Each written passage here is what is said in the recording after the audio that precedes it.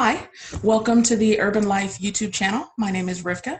I took a brief hiatus to handle some emergency travel, but I am back now. We have an awesome interview lined up with the expert gardener and expert composter, Lori Caldwell from Compost Gal in the San Francisco Bay Area out in California. So without further ado, let's get to it.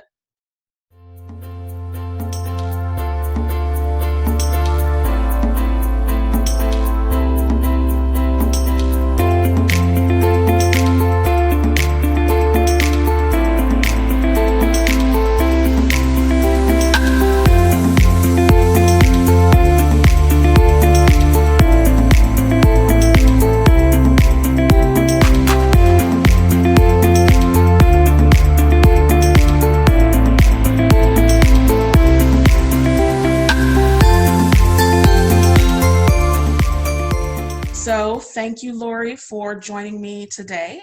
For everyone who's just tuning in, this is Lori Caldwell. She's an expert gardener and composter in the San Francisco Bay Area. Yeah. All right. She is from Compost Gal, and she's going to be telling us a little bit about how to be better gardeners and composters because we all need help. So, Lori, hi. Hey, how's it going? Thank you so Pretty much good. for having me. Thanks for wanting to chat about gardening. It's one of my favorite topics. So Awesome. I'm ready for any of your questions or anything. Awesome. All right. It's one of my favorite topics too. So, all right. Great. So you are working and gardening in the Martinez, California? Yeah, I live in Martinez, and I do have my garden here. But I teach garden education all over the Bay Area, and I do gardens for people's homes, either install gardens or I help maintain landscapes. So I get a chance to work outside and the fresh air, sunshine. It's nice. And then when I'm not doing that, then I'm standing up in front of people teaching them how to grow their own food or the importance of natives or non-toxic pest control. Mm-hmm. It's a great job. I love it. I love it. Nice. I never imagined that this would be something that I would be doing, something that I'd be making a living doing. Yeah. So it's great. Wow. Nice. Okay. Are you a West Coast native or? East Coast, Pittsburgh, originally Okay. Pennsylvania.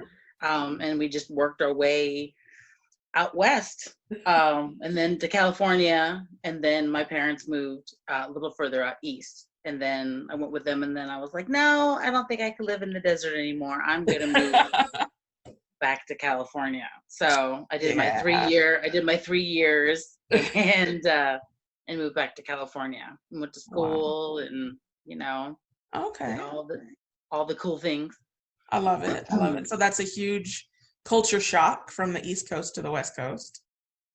It is in some ways. I was young. I was 13 when we finally made it to the West Coast. But and when you're out here in California, everyone's from somewhere else. So when you're the new person, it's not such a big deal. When we moved from Pittsburgh to maybe about a day's drive away from where we live to some small town, where are you from? Well, we're from Pittsburgh. Oh, wow. Even though it was a bigger city, smaller town. So I've been out on the West since I was about 14.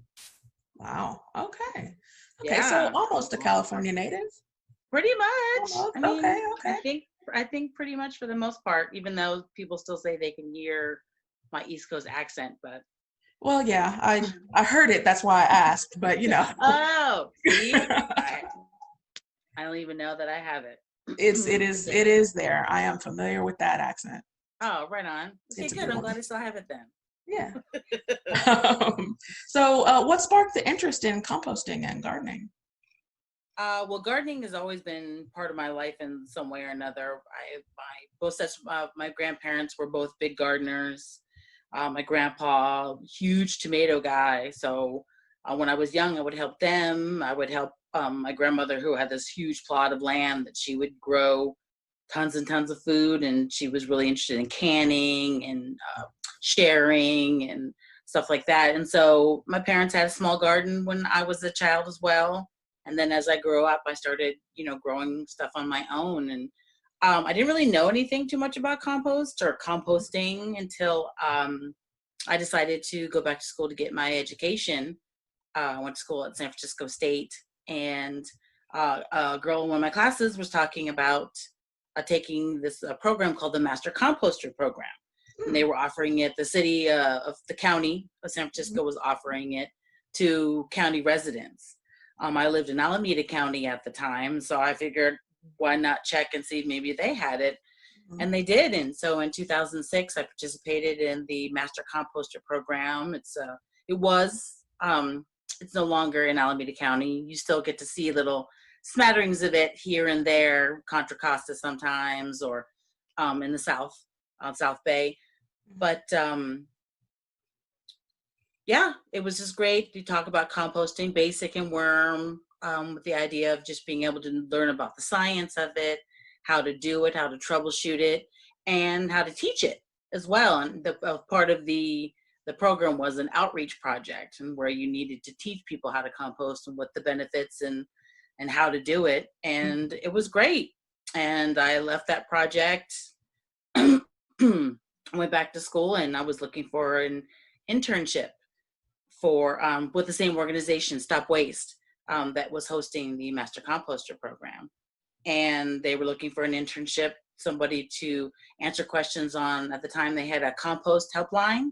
So you had trouble with your compost bin, your worm bin, you could call us and I would answer the phone and I would answer your compost questions. I love it. I love it. Yes, it was great. And then I did something with recycling. And so I did a 1-year internship, and I helped out a little bit during the Master Composter Program, just because I had already gone through it, but never thought that I could, do this for a living or be a teacher. And then when my internship was up, they threw me a goodbye party.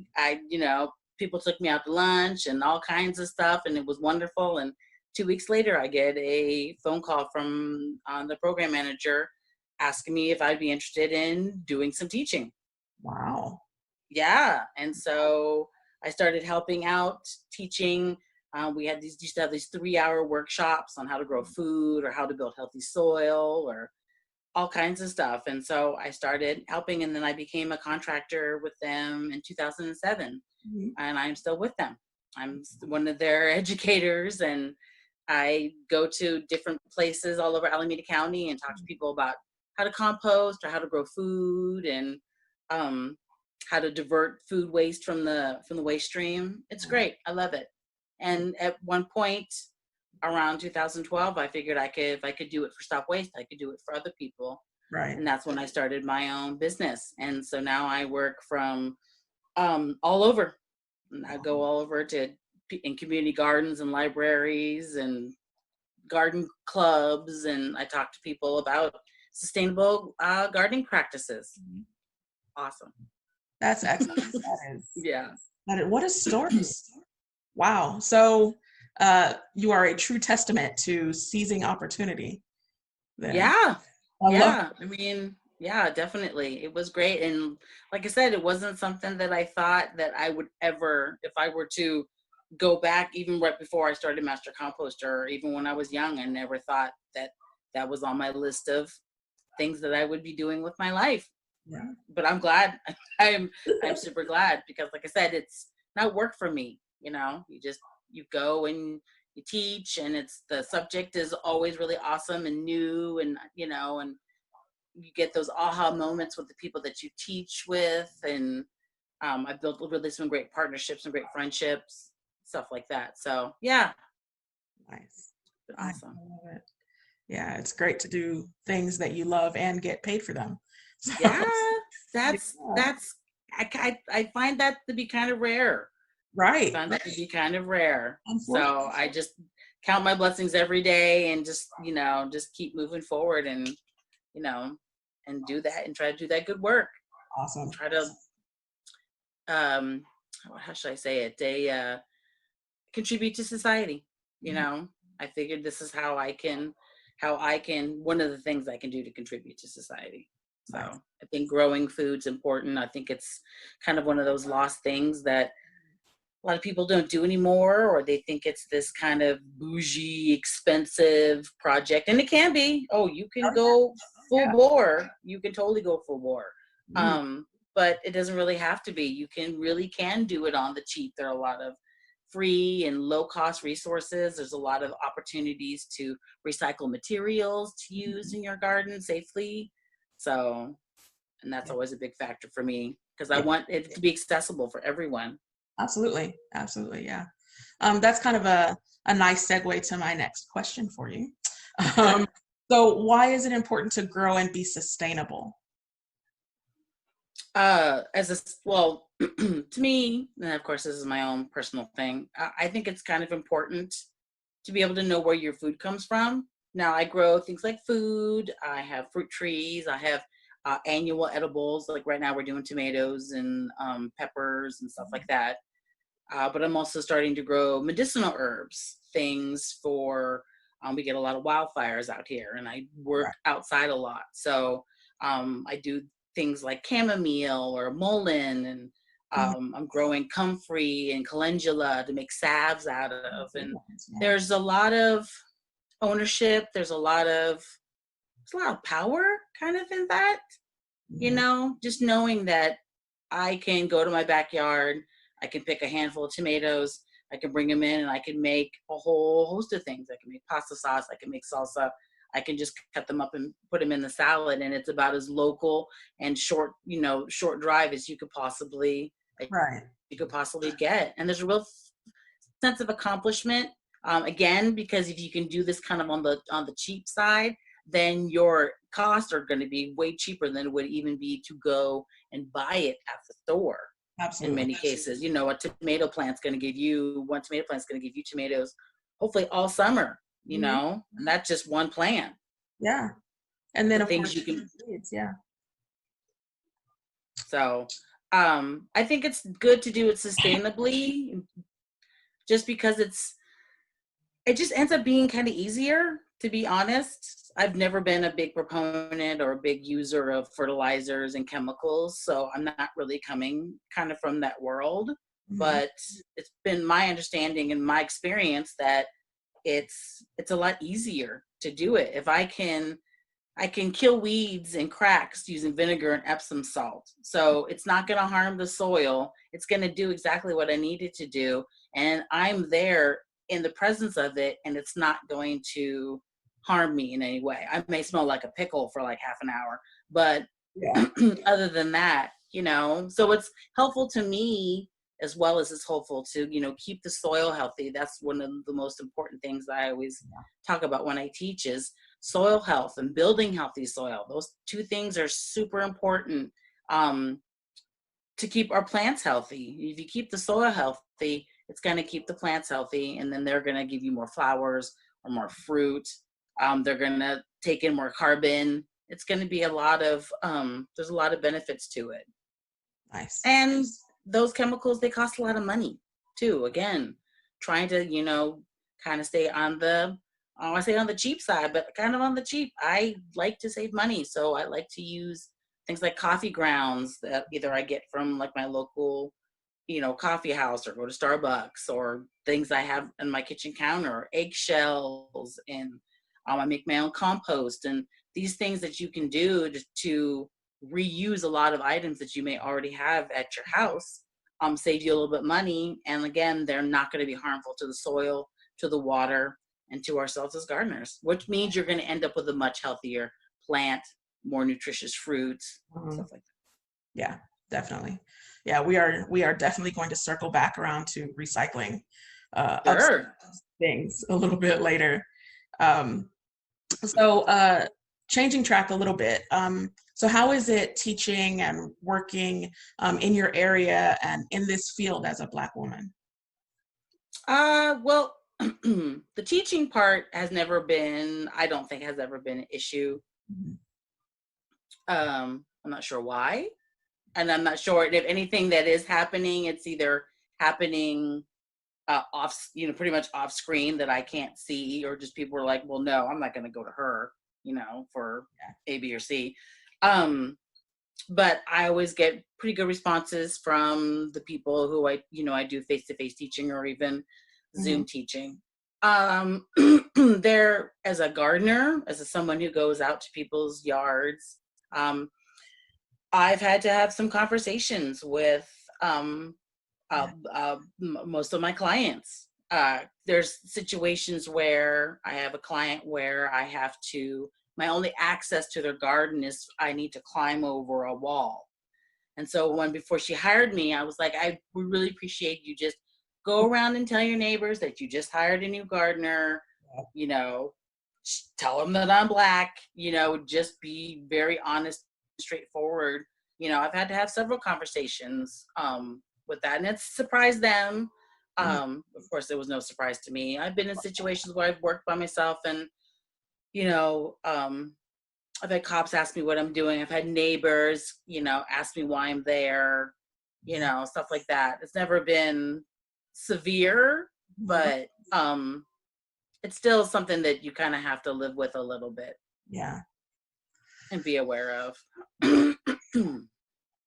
That is an unfortunate situation. I think that we have to make those accommodations, but yeah. And the client is always shocked that, not shocked that I'm asking them to that, but the shock that I might be put in that situation. Right. You know? Yeah. I have a client, she's like, I live in a very diverse neighborhood, and it never occurred to me that just being here and being, that you could potentially be in danger, for somebody who doesn't even live in my neighborhood. Yeah. Passing through or it is doing business elsewhere. Yeah. It's always surprising to me that people are always like, yeah, I know it happens, but not in my neighborhood. Well, we just had to have like a deep conversation about that. I'm like, I just need your neighbors to know who I am, and I'm not here to cause any trouble. I'm here to pull your weeds, break your leaves, fertilize your plants. Right. It's a good idea to let your clients know, to talk to the neighbors and things, be proactive. Yeah. I like that. That's a good tip for anyone looking to do any sort of landscaping or working out in the community, to let people know ahead of time that you'll be there. Absolutely. It's just easier that way. It just gives you kind of peace of mind, and then I just feel like they're just looking out for me now, Right. So I appreciate the, appreciate the ally. Nice. Yeah. Allies are important. They are. Yeah. All right. So I know you've been waiting for it. Let's talk about compost. Okay. What do you want to know? Hold on. Let me get comfortable. Let me just dig in here. Right. What do you want to know? My cat has gotten very comfortable for this conversation. All right. So let's start with the basics. What is it and why do we need it? Okay. The basics. Compost is basically just broken down organic material. It's just the same process that happens when, well, maybe not in Tucson, but in places where there's trees and forests and stuff, it basically just mimics that natural process of just breaking down that organic material. We just do it in a bin or some sort of container, which is a good mix of things like brown material, something that's kind of high in carbon. Those are things like dried leaves or wood fiber, branches, things like sawdust from untreated wood, stuff like that. That's great. And you're going to mix that with more of like a high nitrogen source. So we call those the greens. So that's like something that's fresh or wet. I put my hair, that's a green.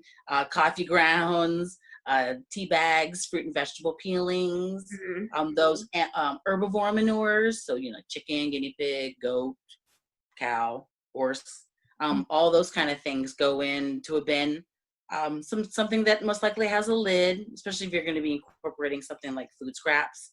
I always recommend that you have a lid or some sort of base to kind of keep it kind of rodent proof. I've never personally ever had a problem, knock on wood, with rodents in my bin, but you know, I'm always going to want to err on the side of caution, Yeah. just because it becomes a problem immediately that you kind of have to solve. So just Right. kind of be proactive and get ahead of, you know, get ahead of everything. You have you Sorry, have what? you have cats? Is that maybe why you haven't had a rodent problem? Or No, this was before cats. oh wow. I had no idea. I really don't know why. I'm not gonna downplay it, but I'm just really glad that I don't. It probably has something to do with the fact that I do have a base on the bottom of my compost bin too.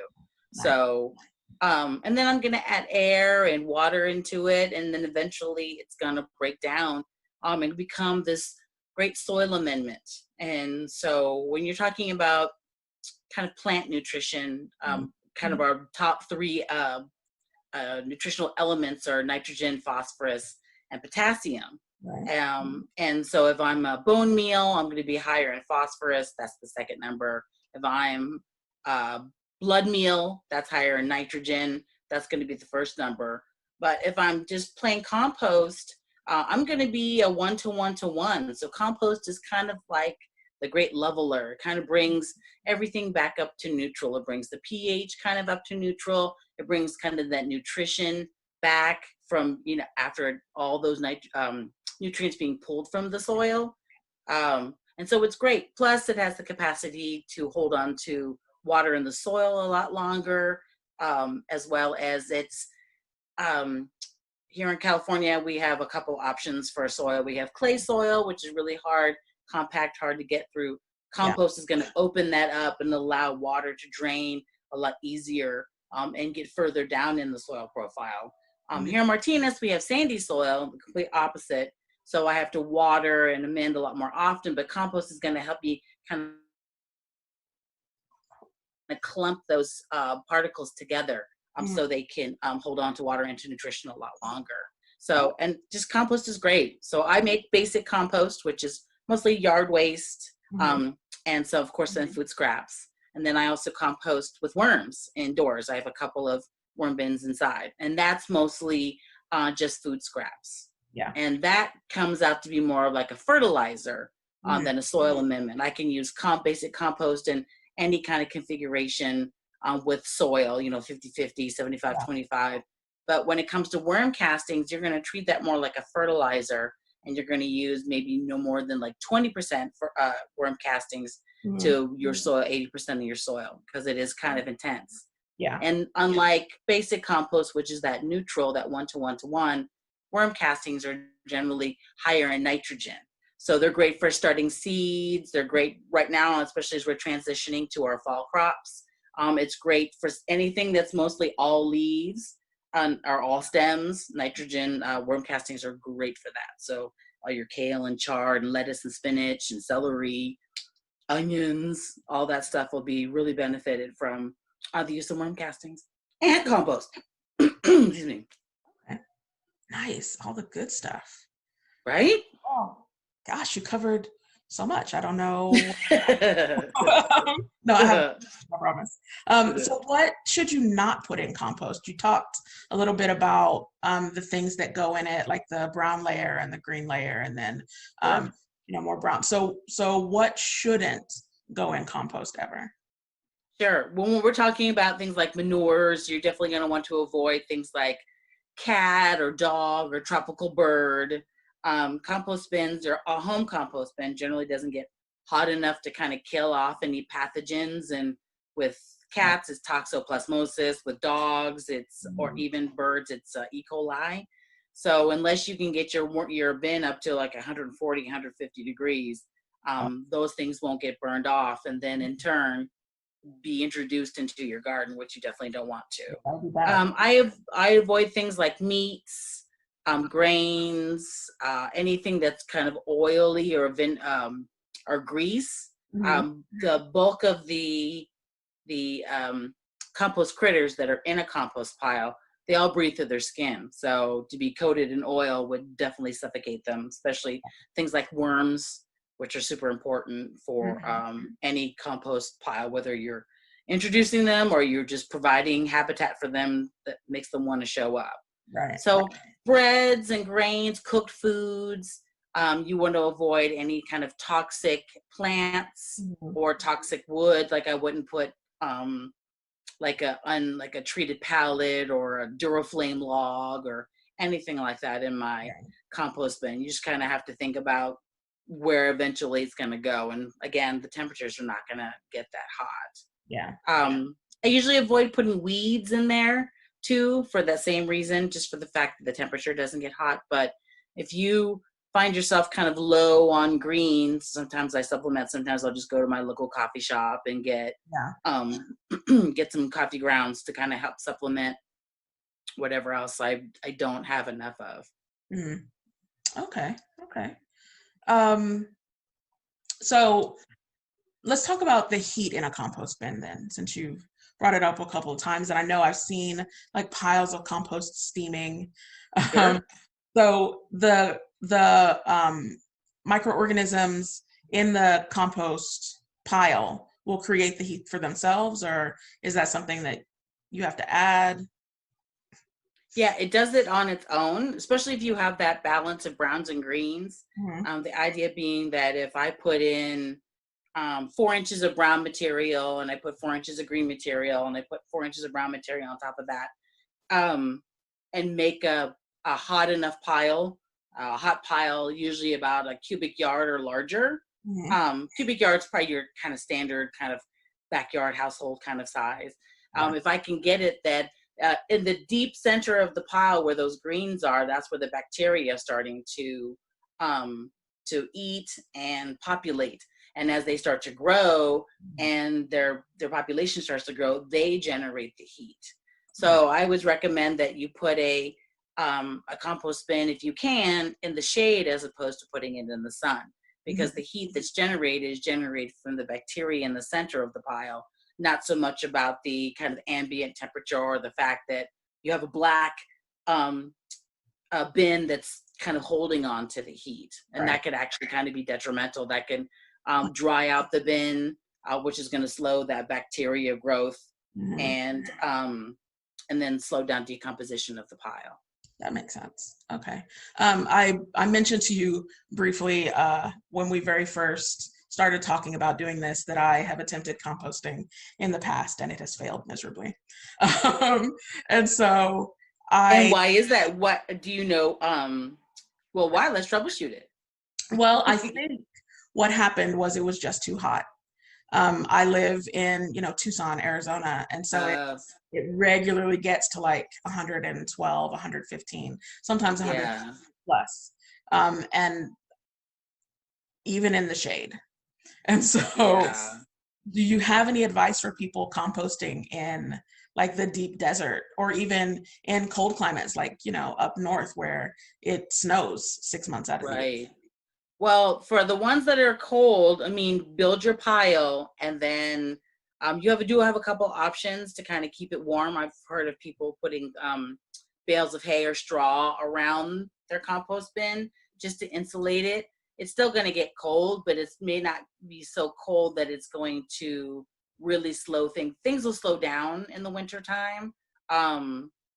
Just because it would just be difficult. But if you can try to maintain some sort of heat in it, I always recommend that if you always have access to fresh chicken manure Mhm. or grass clippings from untreated lawns, those are very, very high in nitrogen, both of those. Adding those to your bin is going to get you those high temperatures, and Okay. especially if there's something you can kind of add on a regular basis. So if Mhm. that's something that you can add on a regular basis, especially in the wintertime, and if there's snow, then you can kind of help maintain the balance, and decomposition will still go on.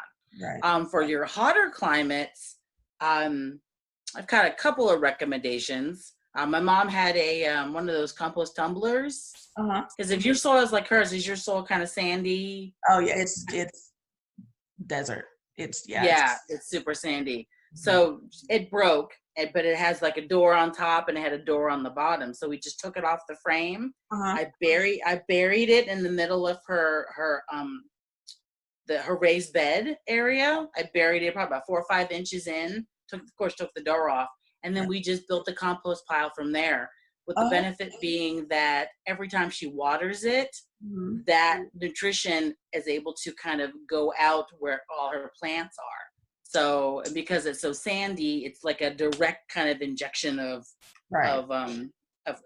compost whenever she really kind of needs it to.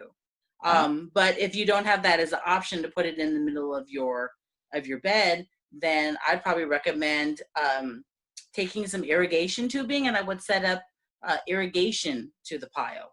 And so depending on what your situation is, if you could come from the top or if you could come from the side, every time your irrigation comes on, then your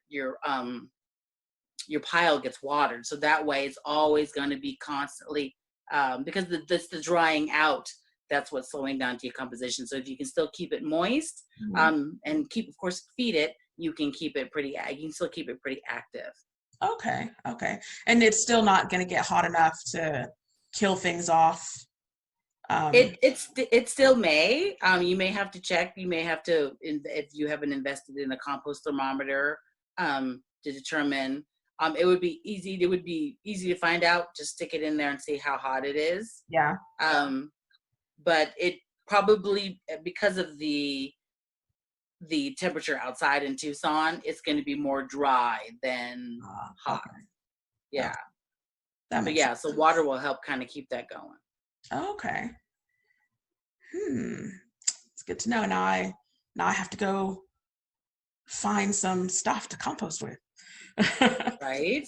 Well, this is a time. Yeah, I know it might be kind of hard to get in a pinch. Well, I have a couple of tips for that. So right now, it's August, but as we kind of transition to fall, I always tell people, go to your friend's house, or if you have trees in your yard, rake up all your leaves. Rake up as many dry leaves as you can and store them in a dry place, because when the summer comes and you have a lot of wet material that you're adding to your compost bin, you want to make sure that kind of stays balanced with the browns. But by having them kind of in the background, you can utilize that. Right. Also, don't be afraid to use things like shredded newspaper. I would hand shred it as opposed to like put it through a shredder, or cardboard egg pieces of cardboard, or cardboard egg cartons as well. Yeah. Leaves are always the best, but that could do in a pinch, or some mulch if someone's like chipping a tree, something more like a conifer or a deciduous tree. Definitely not a palm. No palm. No palm, please. Because then you'll have palm forever. Then you'll just basically tell yourself that you're going to start a palm nursery in your backyard, and your compost is going to be ground zero for that. No. So, that stuff's pretty gnarly. So yeah, you can do that, just with the caveat that you're adding the paper to it. Sometimes there's a situation that it kind of, unlike leaves that can handle the water a little bit easier, paper and cardboard have a tendency to kind of get heavy and flatten and close up the pore spaces. Leaves usually have a little bit more staying power. So you just have to aerate it a little bit more often than maybe you would if you're going to be utilizing it. But it's still something totally, it's still a decent resource if you have it. Nice. Okay. Yeah, that makes sense. That makes a lot of sense. So about how long should you compost before you can use it, before all of your raw materials turn into compost? Well, that really all depends on the composter. So if you're out there, every week, and you're making sure that that is staying water, that's staying aerated, you could probably get a little bit of compost probably within about 9 months or something like that. Oh, wow. So usually it takes like a full season. Like I just harvested mine, and then now I'm going to be adding to it. And then usually I try to harvest in March before spring, but I just got too busy for that. And so, but I produce mine as a cubic yard compost pile. I produce about 25 to 30 gallons of basic compost every season, once a year. Okay, wow. Yeah. And so when it comes to finding out whether you have some good compost, I just want to tell everybody that there's this whole misnomer that if I have a compost pile, I have to like mix everything when I go to aerate it. I have to mix everything go from the bottom all the way to the top. Mm-hmm. And if you have the time, if you have the energy, and you have the, you know, the wherewithal to do that, then by all means do it. But if you don't, please don't, because it's kind of a waste of time. But the Yeah. idea being is, as everything gets kind of wet and heavy, and then the pore spaces kind of close off, Mm-hmm. and then now decomposition slows down. But when you just aerate it by you just digging into it, or kind of, I Yeah. kind of liken it to almost like tossing a salad. If you can do that to kind of lighten it up, and what happens is all the finished compost goes down to the bottom of the pile. All the undecomposed stuff stays on top. So when the time comes to harvest, you just move all the stuff that's recognizable until Uh-huh. you see the unrecognizable stuff sitting there waiting for you at the very bottom of the pile. That makes sense. Otherwise, if you keep mixing it and mixing it and mixing it, all old and new, when the time comes to harvest, you're going to have to harvest the whole entire pile. Right. And I don't want to do that. That makes so much more sense than the way I was thinking it worked. So. And it's less work, and it's just much less work, you know, less work, but maximum benefit, you know. Yeah. Nice. I love it. Excellent. Okay. Yeah, that's good. So you said you have a cubic yard of compost pile? Yeah, my compost bin is a cubic yard, a 3x3x3. Okay. So I'm sorry. I was just going to ask, how much garden space does that feed? Well, it feeds mine with a little bit over. I'm doing everything in containers this year, so I have I use it pretty often because containers need to be fed more often than not. So I probably have, I don't know, I probably have at least 4 or 5 10-gallon containers, at least 7 or 8 5-gallon containers. And then I have these new beautiful redwood containers that I got for super cheap. Oh, I'm going to have to go back and get more. I just got those this year. It pretty much doubled my size. So I say my footprint for my garden is probably, good God, that is a good question. I would say 10 by 15. Okay. Maybe we can round up to 200 square feet, something like that. Because what? I said that's a pretty good sized garden. Yeah, it's manageable.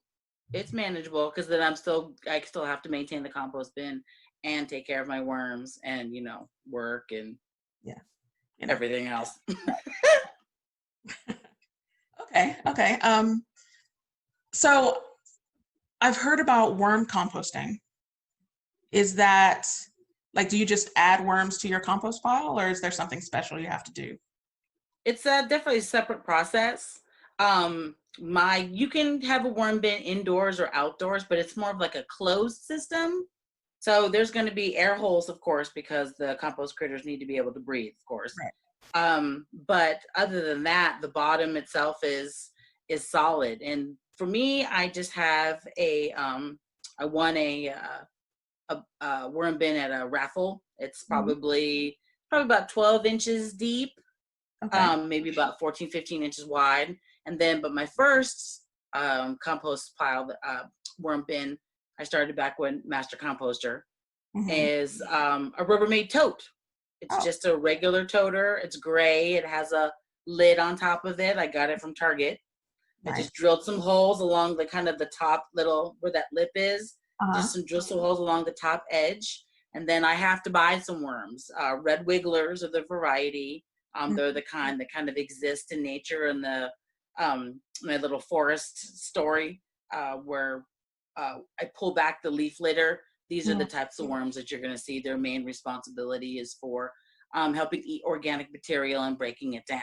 But it works in concert with things like roly-polies and columbola, and they break them down into smaller and smaller parts. And so I use newspaper, shredded newspaper, or cardboard 8 cartons as a bedding, because they do need bedding to or kind of control the moisture. They like it kind of goopy because they are worms, but not too wet, not too soupy. And so the newspaper keeps that in check. It's the same food scrap thing that I would normally put in my regular compost bin, except for I'm going to avoid things like citrus or like spicy, peppers or onions or garlic. Again, these guys breathe through their skin. So to them, I put an orange in and they're going to want to flee. But unlike my compost bin in my backyard, they can just go back down into the soil. And then once that orange breaks down and the situation becomes better, they can come back. Mine are literally kind of trapped in their own little worm bin. So, and it's great. And then it takes about 6 to 9 months to make a product. And like I said earlier, it's more like a fertilizer than anything else. And it's just really great stuff. And, you have to feed them. You can go on vacation for a couple of weeks and don't have to worry about feeding them. They're awesome. All right, cool. Okay. They don't escape? They do sometimes. Sometimes they do. Usually when you first get them and you're usually, unless you can find a place to buy them, a lot of people are buying them, they're coming through the mail. So it takes them, a couple weeks to kind of adjust to their new situation. So sometimes or if you get a lot of immature worms, the typical way the worm will look, and it has that little band around the middle called the clitellum. If it doesn't have that, then they're kind of immature. So sometimes you get what we call worm run. So all you have to really do is put your bin out into the sun and take the lid off. It's going to force them to kind of flee away from the sun. Again, if you put something in the bin that they don't like, then they're going to try to escape. And right before it rains, actually, when the barometric pressure drops, there's something that goes on in their brains that they sense it, and their need is like, okay, we need to get up top because it's about to come down on us. And so sometimes that happens too. So, and if I know it's going to rain, then I'll do the same thing. Or if I can't take them outside, I'll just put a lamp next to the worm bin, and that light's going to kind of force them to go down. Worm bins are great for kids. Kids are really into it. When I do events or teach classes, the kids always love that. So it's always a great activity for families. And then of course you can use the castings for house plants, and then any kind of edible plant, basically any kind of plant. Nice. That needs food. All right. Awesome. Thanks for all of that great information. Now I have to go. Oh, you're welcome. Buy some worms too. Gosh. Okay. I know, right? That gets you all excited for projects. So do you have any tips and tricks for people just starting off with composting? I know that the inclination, I think, is to run out and buy the expensive compost turners or the products out there. Are those things necessary? Personally, I'm not a fan of the compost tumbler because it doesn't have any contact with the ground. So by allowing your compost bin to have direct contact to the ground, you're having a direct connection to all the compost critters you could possibly want. And they really can't kind of get to it if they have to, climb on some sort of framing, or you're definitely not going to get worms. They have a tendency to be smaller than I kind of like. They do have a tendency to dry out relatively quickly because they do have so many air holes. So they do. My mom has one. She says it's kind of like when trying to dry a tennis shoe in a dryer. You just hear like that clunk, clunk, clunk, clunk because everything dries and just becomes one big mass. I've seen the opposite though, where it's just been, I see a lot of stuff as a mom, as a gardener, as a composter, as a person who doesn't mind something, the average gross thing, but at one time it had me bent over. Let me tell you, it was too many fruit flies, too many tomatoes. It was too wet. There was not enough, and so it's kind of also hard to balance the browns and greens, and they're really pricey. They're very, very pricey. So my recommendation to you is, if you're handy, you could always make yourself a compost bin. Number one, check with your local agriculture center or your local I'll check with your county if you Yeah. have kind of like an ecology center kind of situation, like an eco center. Check with them and see. Sometimes they do discounts Hmm. for compost bins. Sometimes the cities do them as well.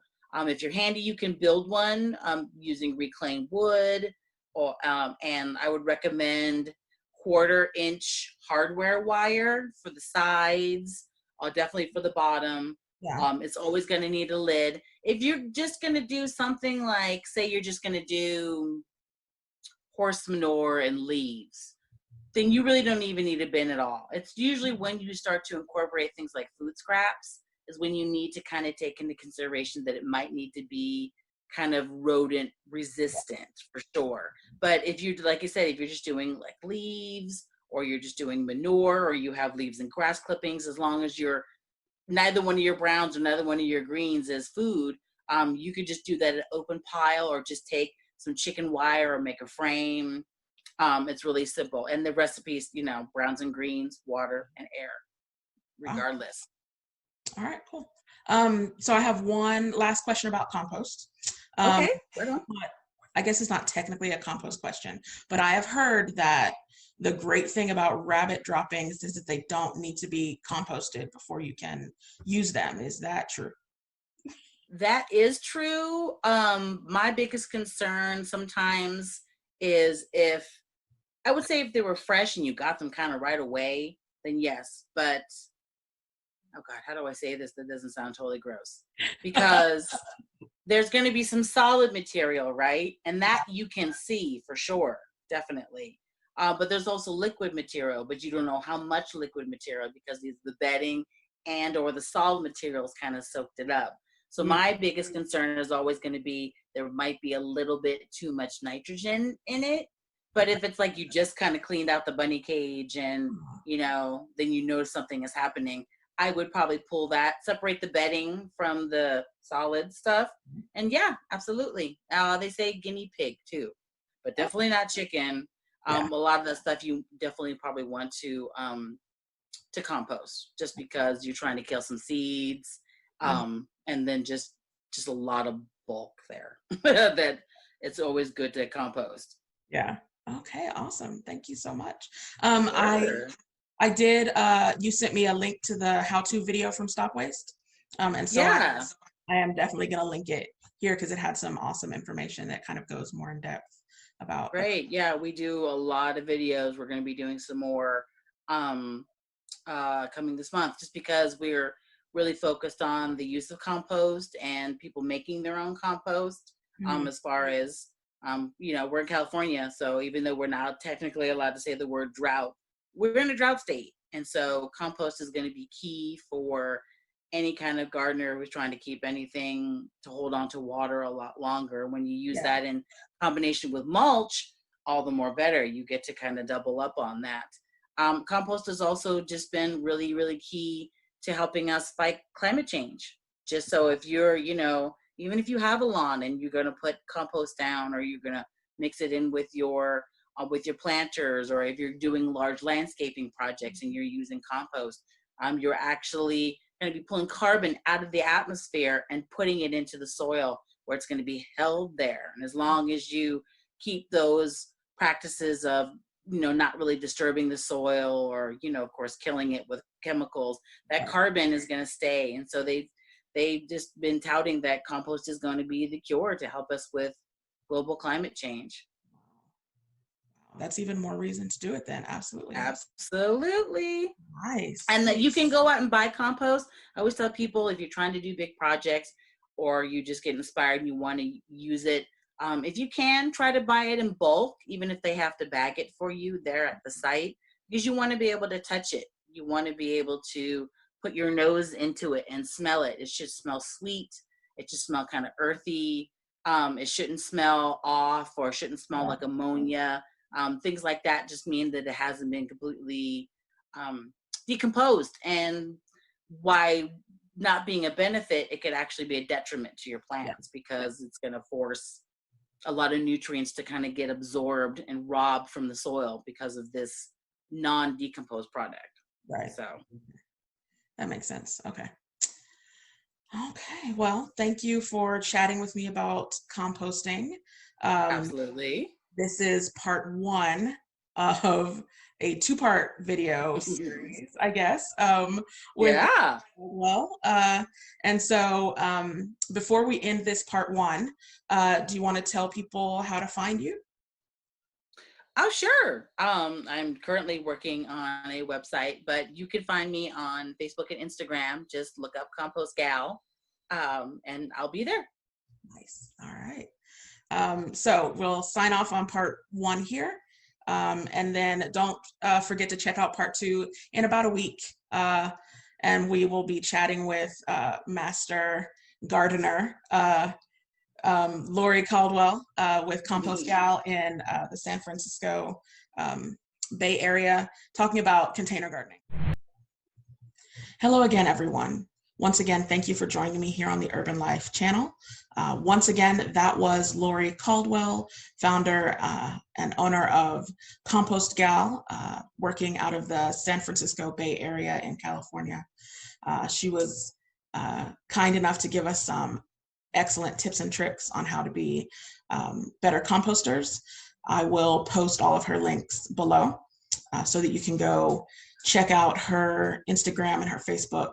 And hopefully she will let us know when her website gets started up really soon.